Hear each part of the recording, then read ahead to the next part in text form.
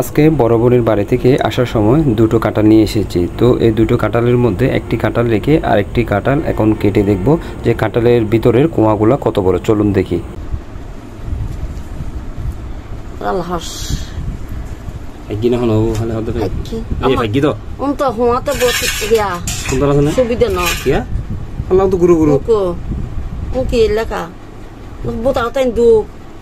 না গরমে ফাঁকা ফেলে দেরি আছে যে ফাঁকা দিলে যাচ্ছে নি দিবে গমই হওয়া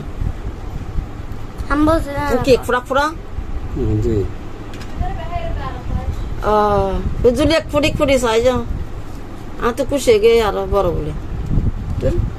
তো কাঁঠালটা আনার পরে দেখে আম্মু খুব খুশি হয়ে গিয়েছে। তো খুশি হওয়ার পরে বলতেছে চলো কাঁঠালটা এবার কেটে দেখি, চলো তোমার ভাবিকে দেখো। তো ভাবিকে ডাকার পরে ভাবি আসলে দেখলো কাঁঠালটা কাটার পরে দেখতেছি কাঁঠালের 12টা বেজে গেছে। কাঁঠালটা দেখে সবাই হতবাক হয়ে গেছে, আমিও নিজে অবাক হয়ে গেছি।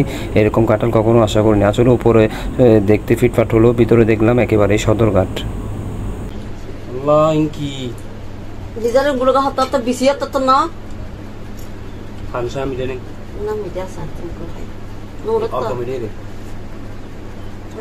বেশি ভাই আর কালা হারে তো ফুঁসলে তো হাতে না ভাই নয়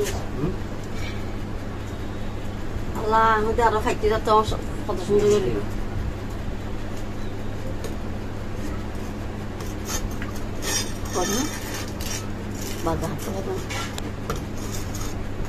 হাটলো নিলে নাকি কেন লাখ বছর আনি নিল দে আইন আসলাম এনে আনি আসলাম নি খাইতে দে নয় বেশি ভাই এগো হইলে থাকি যাবে না নাকি বলবি নাই বেদর ননি লাগতো কি কোন কে গুরু হাটলো আর বছর গমই বলে হইল চলি যা গ্যাস জুলি তারা জুলি আর বছর হইল ইয়ে গাও তো না না পারিস দূর আর বিটিনগর বাস সদর হাট আজকে থস হইলেই। তো কাঁঠালটি কাটার পরে দেখে একেবারে মন খারাপ হয়ে গেছে, যেহেতু আমার আম্মুর বাতিজির মন একেবারেই খারাপ হয়ে গেছে, কারণ ভিতরে কাঁঠালটির এমন অবস্থা যে এটা খাওয়ার অনুপযোগী, একেবারেই খাওয়া যাবে না।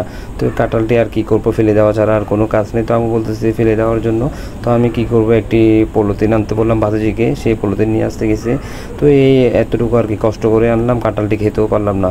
তো আমাদের কাঁঠাল কাটার ভিডিওটি কেমন লেগেছে আপনারা অবশ্যই কমেন্টের মাধ্যমে জানাবেন, এবং আপনারা যদি এরকম আমাদের মতো ফেস করেন কাঁঠালের অবস্থা এরকম 12টা, তাহলে অবশ্যই আমাকে কমেন্ট করে জানাবেন। ধন্যবাদ সকলকে, আসসালামু আলাইকুম।